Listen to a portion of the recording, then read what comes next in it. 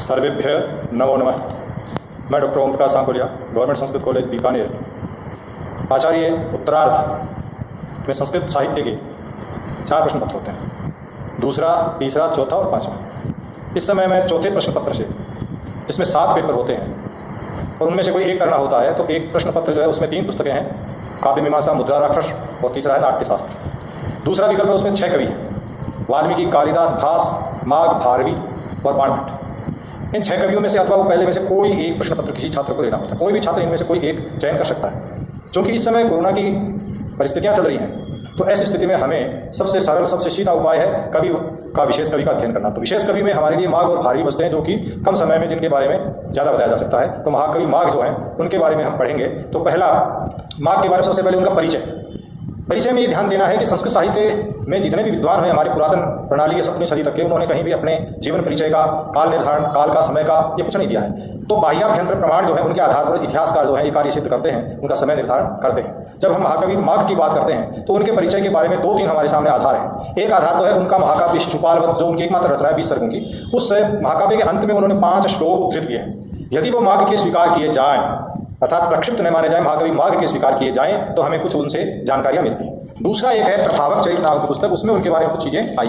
एक जो है वो है उनके बारे में वो प्रबंध चिंतामणि, जिनमें भी कुछ लिखा गया है। एक भोजन प्रबंध जो बल्लाल की रचना है, उसमें भी माघ का एक श्लोक आता है, तो उसको भी एक आधार बनता है। इन सब बातों का जो मिश्रण है, सामान्य जो चीजें आती हैं वो मैं आपको बताता हूँ। तो बाह्याभ्यंतर प्रमाण जो हैं उनके आधार पर यह तय किया जाता है। तो सबसे पहले माघ के महाकाव्य के अंत में जो 5 श्लोक दिए गए हैं वो आपको संस्कृत साहित्य के इतिहास में अथवा महाकवि माघ का शिशुपाल वध जो है उसका अंतिम सर्ग है, उसके अंत में देखें, वो आपको मिल जाएंगे। क्योंकि आप विशेष कवि माघ पढ़ रहे हैं तो आपको शिशुपाल वध तो खरीदना पड़ेगा या कहीं से भी आपको उपलब्ध करना होगा। ये क्योंकि आपसे आशा की जाती है, क्योंकि आपका ये विषय विशेषज्ञ का पेपर है। तो उसमें लिखा है अंत में, सर्वाधिकारी सुपिताधिकारी श्रीवर्मलाख्यस्य राज्य बभूव राज्य ऐसा दृष्टि विरजा सदैव देवो परे सुप्रभदेव नाम काले मितम तथ्यमुदार्क तथ्यम तथागतस्यैव जनस्य जेता विनानुरोधात् स्वहितेच्छयैव महीपतिर्यस्य वचश्चकार तस्यामदत्तक इत्युदात क्षमी मृदु धर्मपरस्तनुजः यं वीक्ष्य वैया समजात शत्रोर्वचो गुणग्राहि जनै प्रीतये सर्वेश सर्वाश्रय इत्यनिन्द्य मानन्दभाजय जनिजं जनेन यश्च द्वितीय समय स्वयं द्वितीयो मुख्य सदा गौणमलाप नाम श्रीखंड सम्य कृतसार्ग समाप्ति लक्ष्मण लक्ष्मीपदेश्चरितं कीर्तन मात्र चारु तस्यात्मजः श्रू कविर कीर्ति दुराशायाद काव्यम विधत्त शिशुपालवधाविधान। ये 5 पद्य हैं, इनको खोजें। इस वर्णन से हमें ये पता चलता है कि ये पद्य जो है उनके भाव ये है कि महाकवि माघ जो है उनके पिता का नाम सुप्रभदेव था और वो गुज्जर है जो प्रदेश है गुजरात, उनमें कोई क्षेत्र विशेष था, उसमें वर्मलाल नाम के राजा है, उनके यहाँ ये महामंत्री थे। और महामंत्री होने के कारण उनके पास असीमित अधिकार थे और अपरिमित धन था उनके पास। और उनका स्वभाव था कि अपने यहाँ आए हुए याचकों को दान देना। तो उनके पुत्र हुए हैं जिनका नाम दत्तक है। दत्तक भी बड़े विद्वान थे, उनके बारे में भी अच्छी प्रसिद्धि है कि दत्तक किस प्रकार के थे। वो दत्तक ये कह रहे हैं कि सुप्रभदेव जो है उनके दत्तकाख्य उत्पन्न है, यश्च सुतराम गुणवान परमोदार क्षमाशील, ये विशेषताएं हैं किसके, दत्तक। जो सुप्रभदेव थे वो महामंत्री थे वर्मलाल की, वो अपनी जगह है, उनके पुत्र भी विद्वान थे। उनके बारे में बताया गया है कि वो गुणवान थे, बुद्धिमान थे और क्षमाशील थे। सामान्यतः जिसके पास सत्ता आती है, धन आता है, तो वो थोड़ी प्रकृति उनकी विकृत हो जाती है, लेकिन इनके पास ऐसा नहीं था। वो क्षमाशील थे, प्रकृति है स्वभाव से कोमल थे। कौन, दत्तक, धर्मनिष्ठ।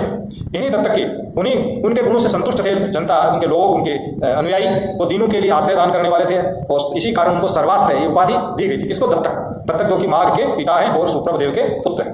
इन्हीं के अस्यैव पुत्र माघ है शिशुपाल वध महाकाव्यम प्रणयनम व्यदधात। उन्होंने इस प्रकार के महाकाव्य का निर्माण किया। इससे क्या होता है, एक सामान्य बात कि महाकवि ये जो है एक संपन्न परिवार में, ये कह रहे हैं कि अनिल जायते यन महाकवि रसौ एकस्मिन् संपन्ने परिवारे जनिमालवता।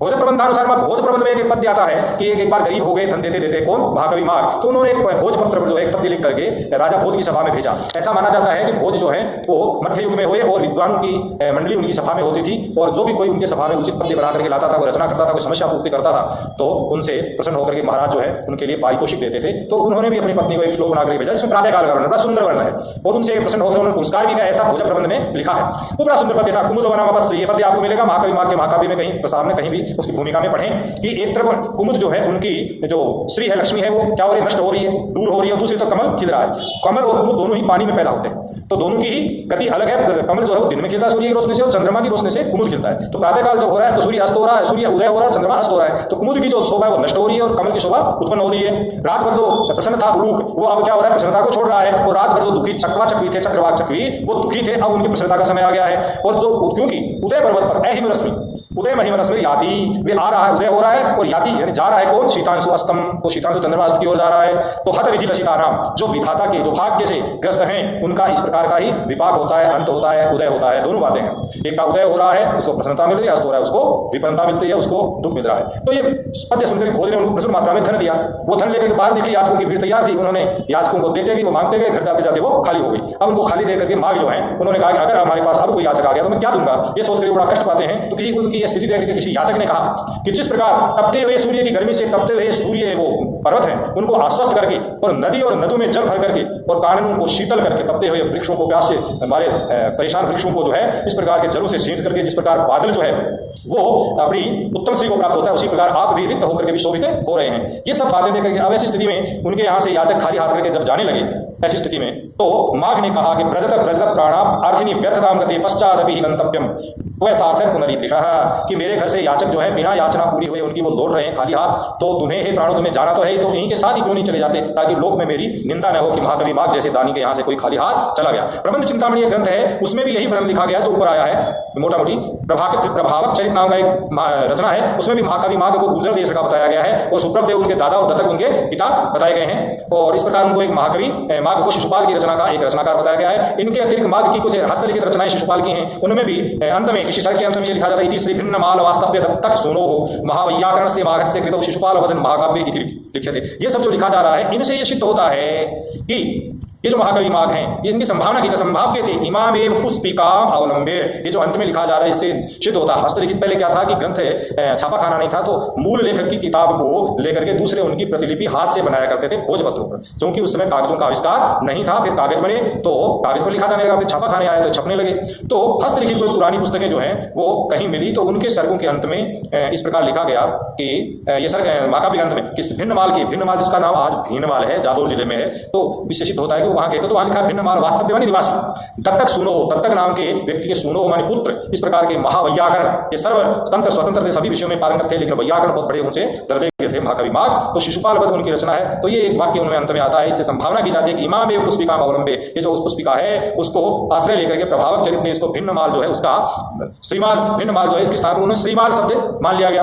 अब चूंकि ये श्रीमाल जो है वो गुजरात और राजस्थान के प्रांत में एक श्रीमाल नगर नाम का हुआ है, तो उस नगर को निवासी जान करके उसके आसपास जो वासी थे तो कह रहे हैं कि श्रीमाल नगर में राजस्थान गुजरात प्रांत अधिसीमम विद्यते, सीमाओं पर है, सीमाओं पर भिन्नमाल जो है वो सीमा पर है, जालोर जिले में, गुजरात के पड़ोस में। अस्मादेव, इसी कारण से अत्रत्या विग्रह श्रीमाली, उस क्षेत्र में श्रीमाली नाम के ब्राह्मण आज पाए जाते हैं। उक्त विवेचनानुसारम वक्तुम शक्यते यत् महाकवेरस्य जन्म उपर्युक्त श्रीमाल नगरे बभूव। जात्यायम विप्रः, ये जाति से ब्राह्मण है, और पिता इनके दत्तक हैं, पिता इनके दत्तक हैं, और पिता में जो है सुप्रभदेव जो महामंत्री हैं, और पिता भी इनके विद्वान है और ये भी महाविद्वान है। अयम अत्यंतम धनी आशीष, ये सामान्य बात है कि अत्यधिक धनी थे, परम सर्वाम संपदाम दान रूपेण भिक्षकेषु वितरितवान, ये जीवन परिचय हुआ। तो इन्होंने अपनी सारी संपत्ति उसमें लगा दी। तो जीवन परिचय में केवल उनके बारे में कि वो कौन थे, कहाँ पढ़े, क्या लिखे, कौन गुरु थे, कौन माता थे, ये सारा परिचय जो है बाहरी और भीतरी प्रमाणों के आधार पर तय किया गया है। तो मोटा मोटी जो बात है वो सबकी एक जैसी आई, सब जगह तीन चार जगह कि वो सुप्रभदेव के प्रपौत्र हैं और पुत्र हैं दत्तक के, और भिन्नमाल के निवासी हैं, गुजरात और राजस्थान प्रांत की सीमा पर है। चूंकि ये क्षेत्र पहले गुजरात में आता था, गुजरात के वर्मलात नाम के जो कोई राजा हुए उनके समय में ये हुए हैं, तो इनका जो समय है वो अष्टम शताब्दी माना जाता है। ये बात में आपको अगले में बताएंगे कि समय निर्धारण, क्योंकि उन्होंने समय भी तो नहीं लिखा है ना, तो अगले में बताएंगे। अब अगर कोई किसी व्यक्ति को सुनने वाले विद्यार्थी को कोई प्रश्न करना है इस बारे में, तो वो अपना नोट करके रखे, जब हम अवसर दें तब उस समय वो पूछ सकते हैं। अभी हम रुकते हैं, नमस्कार।